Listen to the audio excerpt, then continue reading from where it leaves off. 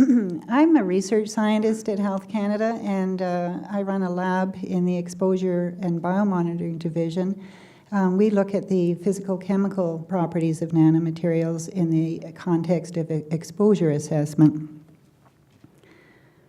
In this talk today, I'm going to be discussing international and national initiatives related to occupational health and safety of nanomaterials, especially focusing on the unique properties of nanomaterials, efforts to group and classify nanomaterials for risk assessment, and the physical and chemical properties that are relevant to exposure and hazard.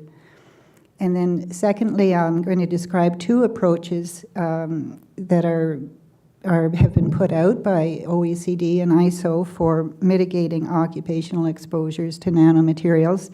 The first being the control banding approach, which involves selecting control measures based on hazard and exposure.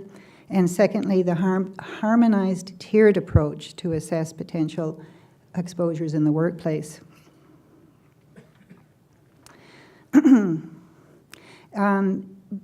Both the International Standards Organization, ISO, and the Canadian Standards Association, CSA, have nanotechnology committees.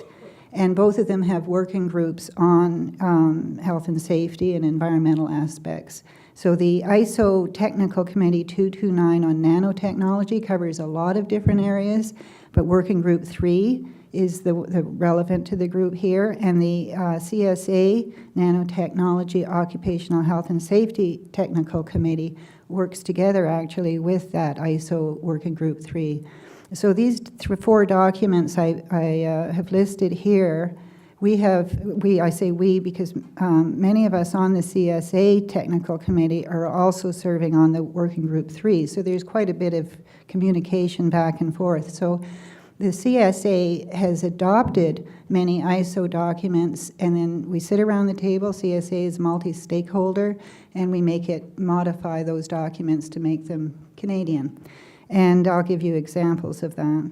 But I listed the URLs here for you to access nanotechnology documents for ISO and also for the CSA. And the other important international activity is that by the Organization for Economic Cooperation and Development, the OECD, which has a working party on manufactured nanomaterials. To date, the OECD has published 83 documents about nanotechnology. I think all of them are probably relevant to the people in this room. I'm going to be discussing the three that are listed here, but you can access those OECD documents at the URL that I've posted there, and they're free. The CSA and ISO documents are not free. So, I love this photo from Nano and me because it illustrates what we're talking about when we talk about the unique properties of nanomaterials. Nano titanium dioxide and nano zinc oxide are good sunscreens, but they're invisible when they're nano, whereas the bulk analogs, titanium dioxide and zinc oxide, are both a white paste when we put them on our faces. So this is a benefit of nanotechnology here because we're all more likely to wear sunscreen if it's invisible. But it brings me to the definition of the working definition of nanoscale, which means 1 to 100 nanometers in one or more dimensions. But nanoscale properties are attributable to size and the size effect. And these properties are different from the properties of the bulk analog, the macro scale analog, and the atoms and molecules. So that's why I like this sunscreen example, because in the case of the white paste, that's a macro paste, whereas sure in the nanomaterial, the nano sunscreen, the titanium dioxide clumps together, but those clumps still behave as the nanoscale material. And so nano objects are grouped together with their agglomerates and their aggregates because all have nanoscale properties. So you see that acronym NOAA a lot to reflect that we're talking about not just the primary nano objects, but also their agglomerates. These 8 physical chemical properties listed here, if you can read them: size, composition, solubility, aggregation and agglomeration state, surface chemistry, surface charge, surface area, and shape, all need to be characterized by toxicologists that are running assays so that they understand what aspect of the nanomaterial is causing the toxicity. So the complexity of that issue is what is holding up the setting of OELs, and the jury is really out on OELs right now. So that it's in that state of uncertainty for anybody giving advice on occupational exposures. We just have to acknowledge that there's a lot of uncertainty, and we can't automatically assume that the micro scale, any assessment of the macro material is analogous to the nanomaterial, because we see we're exploiting the unique properties of the nanomaterial, so we can't assume that the toxicity is the same. So I want to point out the one issue of solubility there on the right is a key one. And in terms of assessing hazard, now the complexity of the physical chemical characteristics is one issue, which is a challenge for nanotoxicologists. But the other issue is there's thousands of different nanomaterials, and there's more being developed all the time. And so risk assessors are trying to sort out how to classify and group nanomaterials to evaluate their safety. And this news was reported by Chemical Watch, just came out a couple of weeks ago about the debate that's going on in Europe about nano titanium dioxide. And so the ECHA, which is the European Chemicals Agency, concluded that nano titanium dioxide should be categorized as category 2 carcinogen. And there's 2 interesting points about, and that not everybody agrees with that, industry doesn't agree with that, and the French government thinks it should be more rigorous. But 2 points I want to make. One is about grouping. ECHA has actually said that it's not just nano titanium dioxide that belongs in this group. That profile should be extended to all nanomaterials that are poorly soluble and low toxicity. That's their opinion. The other thing that's interesting about this classification is that it only applies to the inhalation pathway. There's no evidence that either dermal exposure or ingestion exposure is harmful. So this is unusual in that it only applies, this level of category this time only applies to the inhalation pathway.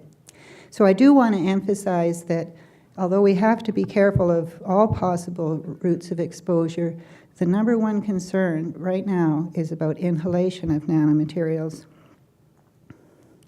And just to give you another sort of recent effort from Sweden, this came out in the summer, that a Swedish research group is recommending grouping nanomaterials on the basis of their potential to cause inflammation, and this is based on research using immune cells. So you can see that they've listed 8 nanomaterials, 4 of which are cytotoxic, 4 of which are not cytotoxic, but they all cause inflammation, and they feel that this is a way forward to group those, anything that causes inflammation. So the carbon nanotubes and titanium dioxide are 2 good examples I'll use today in this talk.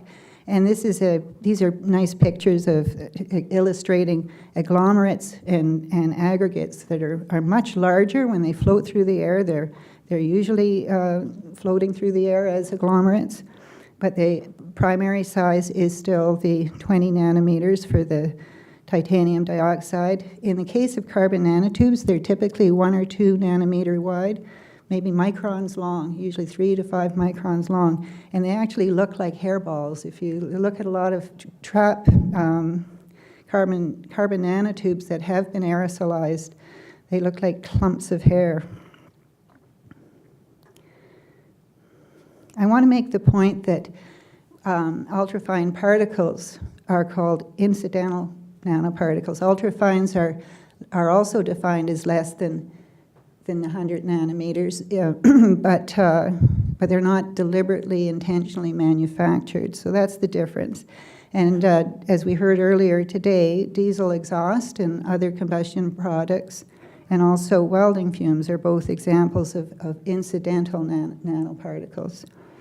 The ISO Technical Committee 299 has developed definitions for all of these terms, manufactured, engineered, etc. And you can find those on their browsing platform, which I've put the URL up here, and just select terms and definitions and enter the term that you want a definition for. And so the first approach for mitigating exposure that I want to discuss in the context of nano is control banding, which means the selection of control measures based on hazard and exposure. And you can see here on the top left, the engineering control is a mobile, localized ventilation, a snorkel, to remove the particles. And then down below is a carbon nanotube furnace, which has been contained. And it's also isolated by drawing markings around the floor.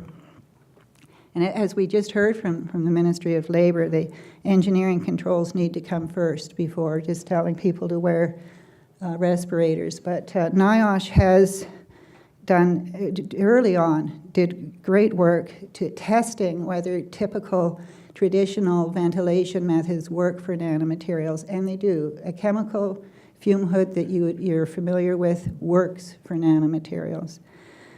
In the hierarchy, their elimination isn't likely if a company has decided that they want to exploit the unique properties of nanomaterials, but substitution can occur. In our lab, if we can purchase our nanomaterials in a dispersion, we'll do it because it's safer than the dry powder. And then below engineering controls is administrative controls, which are the organizational measures, and finally protective equipment. And again, NIOSH has determined that those respirators for ultrafine particles with the exchangeable filters, they do work for nanomaterials. In our Canadian standard, the equivalent that's cited there is the STOP principle, which is the same: substitution, technical measures, organizational measures, and personal protection. So the potential exposure has to be evaluated on the basis of individual tasks. So in a carbon nanotube manufacturing facility, as you can see here, the emissions to the local area are contained. However, some worker has to scrape out the furnace. Somebody has to bag and package the dry CNT powder. So these are all potential exposures. And maintenance, somebody has to replace the filter on the dust collection systems and in the vacuum cleaners. And in a CNT user environment, opening up the package, pouring it into a hopper, and any sort of handling, weighing, vortexing, grinding, these are all things in our research lab where we all have to use the engineering controls and the personal protective equipment. Sometimes these things are clear, and sometimes they're not so clear. What we need are exposure scenarios throughout all the stages of the life cycle of materials using nano. And a good example is reinforced concrete and cement, which is being improved. The properties are being improved by adding nanomaterials. Nano calcium oxide, silica polymers, and nano titania are all being added to cement and concrete. And so there, in this case, we have to recognize that the person shipping those bags of concrete powder are going to be exposed. Now, and the mixing, you can see the picture on the top left there. I borrowed this from a Dutch website, and here's this guy standing without wearing anything. But there should be an engineering control, some sort of ventilation to remove the nano being added. Of course, the fabrication, spraying will expose the worker.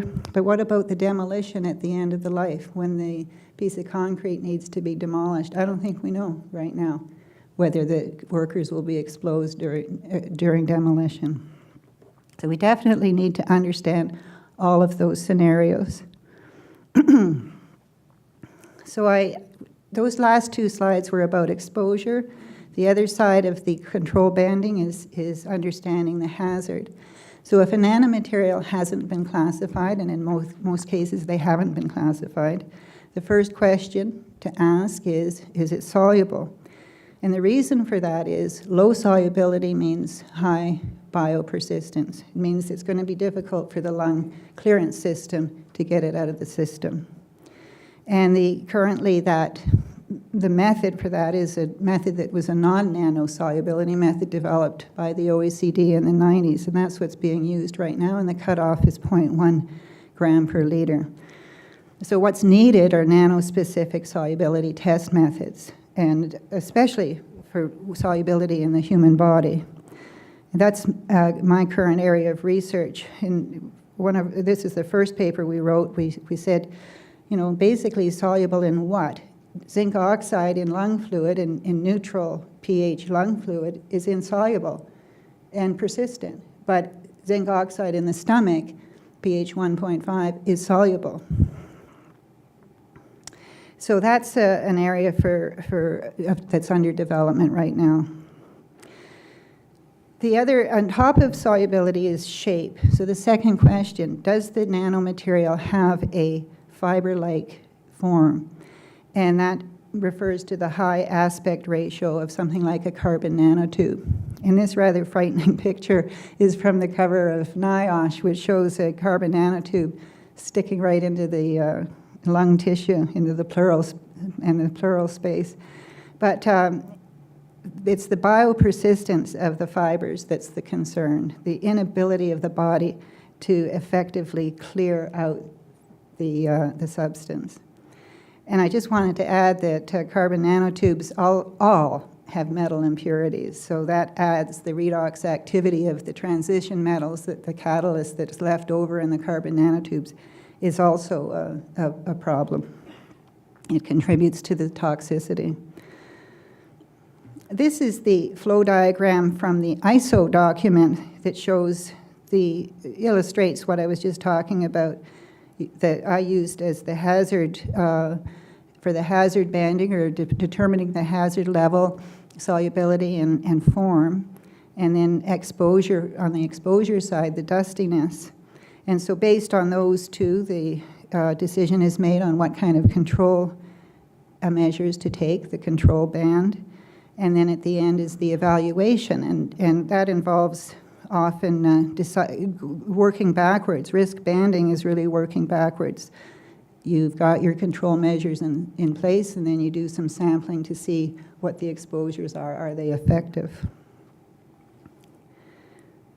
Our CSA, when we adopted this document, we added the red there that workers should be participating in that entire discussion. They need to be aware of what the company is using, and they need to be involved in deciding what control measures are needed.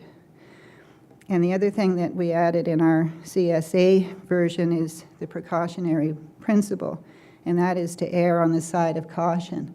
And I'm just going to show you the issue of dustiness as an example, where common sense really has to prevail. There are dustiness tests, and they're designed to mimic dust generation in the workplace. There's a European standard that dates to 2006. Rotating drum and falling powder are the two accepted tests.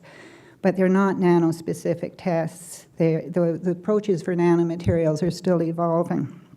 But nevertheless, these are efforts to define dustiness, and dustiness is the propensity of a material to become airborne and respirable. And dustiness depends on a number of properties: shape, composition, agglomeration, state, size, of course. And that's the important thing I want to point out here.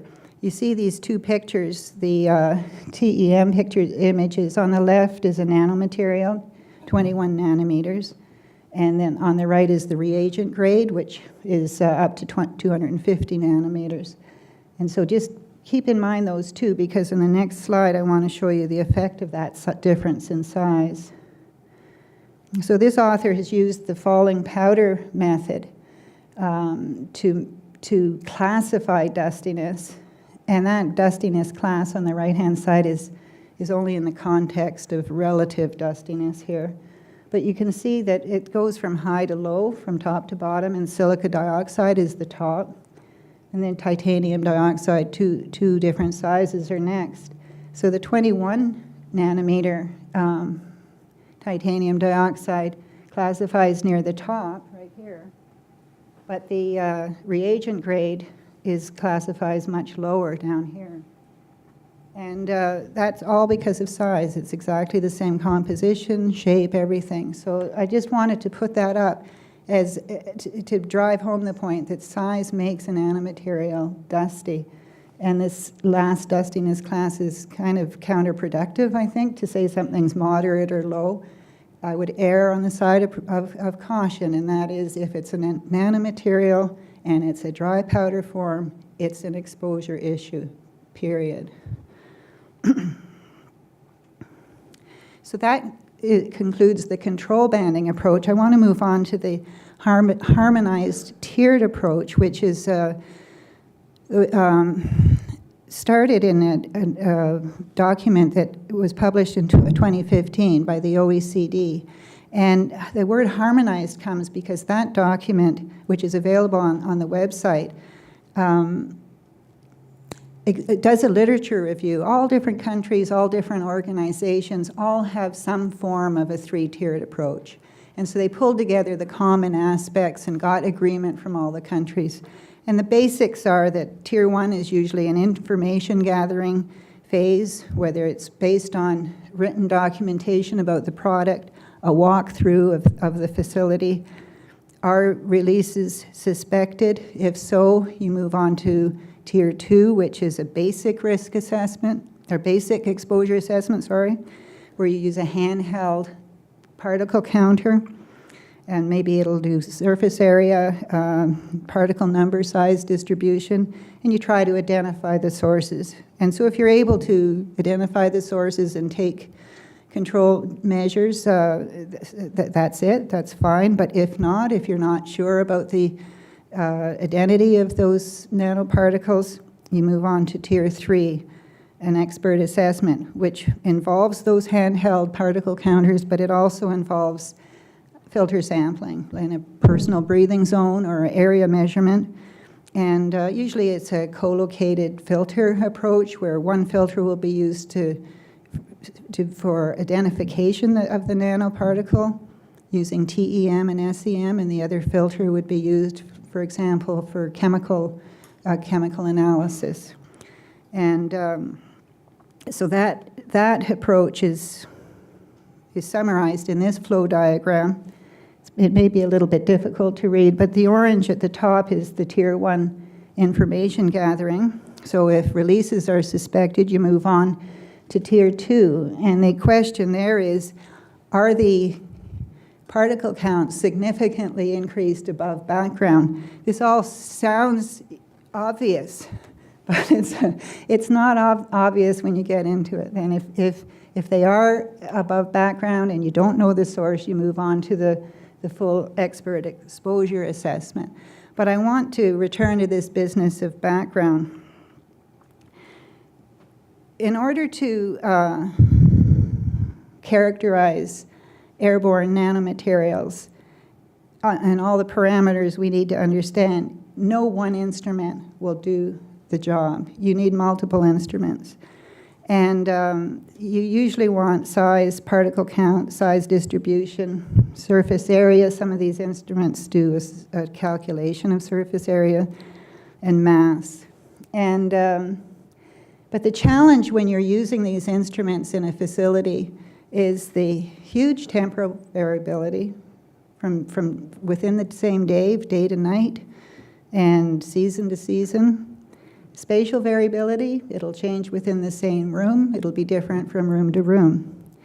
And there's multiple sources of nanoparticles. As I mentioned before, you've got your process-related releases of nanomaterials, which is what you're trying to measure, but there's interference from outdoor incidental particles, and there's interference from indoor incidental particles. So my group, we put together on a cart about 6 different instruments to measure all these variables, and we moved it around our building, lab building in Ottawa. And we found out just how variable background nanoparticles are. I was actually astounded. On the left, you can see the particle count, particle size distribution. Yeah, this is 10 nanometer particles. So the red is in the winter and the blue is in the summer. That changed by an order of magnitude. And then from in one season, from room to room, it changed by an order of magnitude. The log scale it's a log scale on the y-axis there.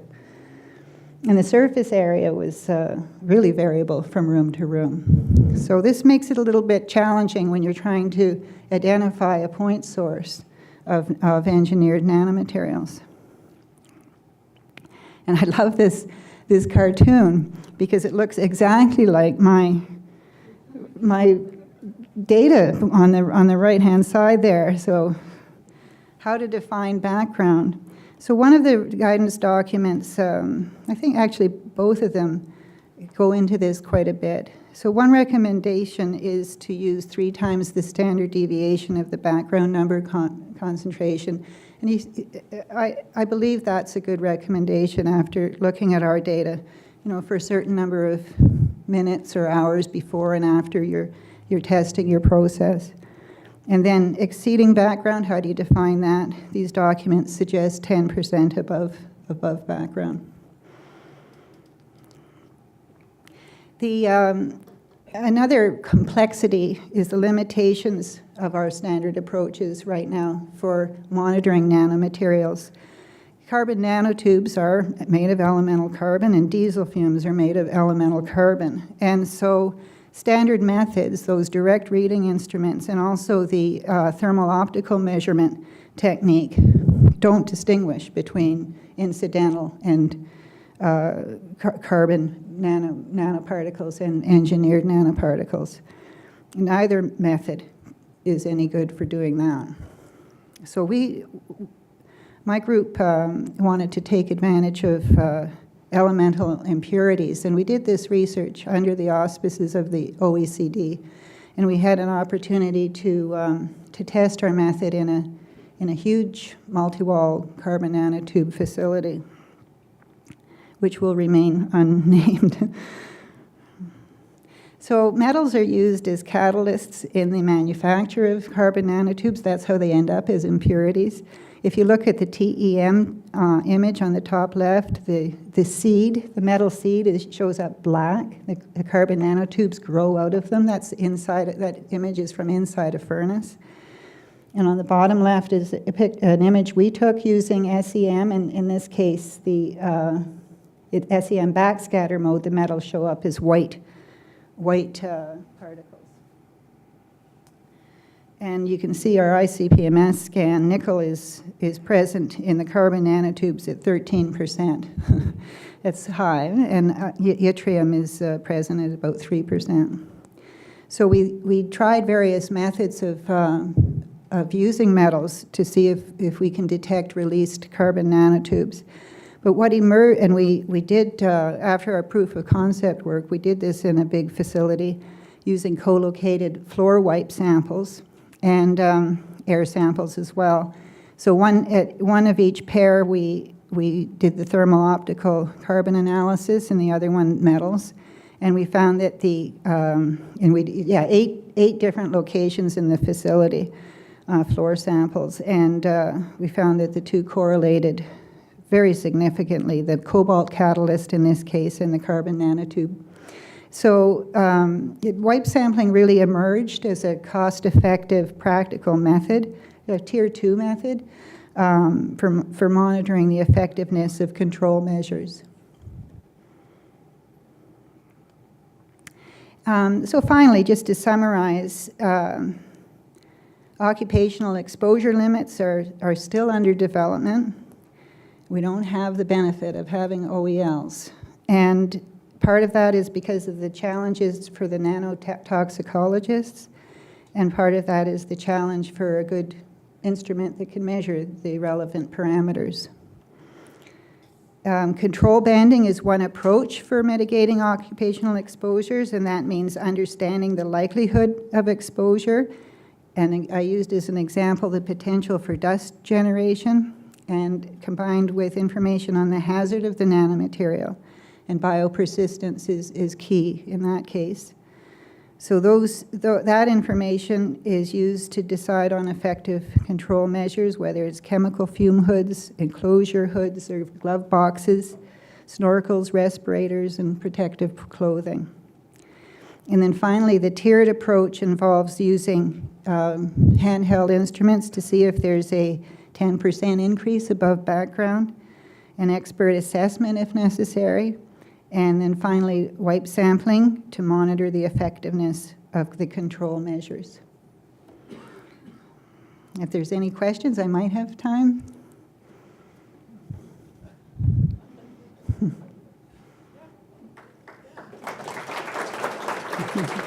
Thank you. I have one question. I was just wondering, you gave the example of cement and, hidden nanoparticles or unknown. Is there any resource or a list somewhere we could go and, what's out there potentially that we should, if we're out in the field or whatever, we see a list, maybe a list of potential nanoparticles that might not be evident for others? The regulatory arm of Health Canada just did a survey, which might be of interest, and they surveyed industry to find out which nanoparticles are being used in Canada. And I believe that's on the web. I'll look that up for you, Todd. Okay. But that business about cement is sort of, I don't think there's any one document. I just put that together as a kind of a life cycle. It just, we have to use our imaginations to think, where are we going to be exposed, Exactly, and I was wondering how many more cements are out there. Yeah, exactly, yeah. No, I just got those off sort of advertising. A lot of this comes from advertising. That's where we can find out who's using what, Just to further add to that, in terms of a comment, even within the paper industry, we've been finding that clients are buying special coatings to put onto paper, and they don't know what the content is, but it's suspected based on the properties of what that coating does. In some cases, they may be nanoparticles, but there's no disclosure. No. And there's no need for such. Yeah. And that becomes scary. And Yeah. that applies, I'm sure, to many other industries as well. I found out, again, through looking at advertising on the internet, companies that want to sell precious metals, like platinum group elements, that palladium, and it makes sense, palladium and platinum are being used in their nano form as catalysts for automobile industry. And so that's because it uses a lot less platinum and palladium. But that means that nanomaterials are being put into the air in road dust. But we have to sort of guess at that. But thank you very much for your interest. Yeah.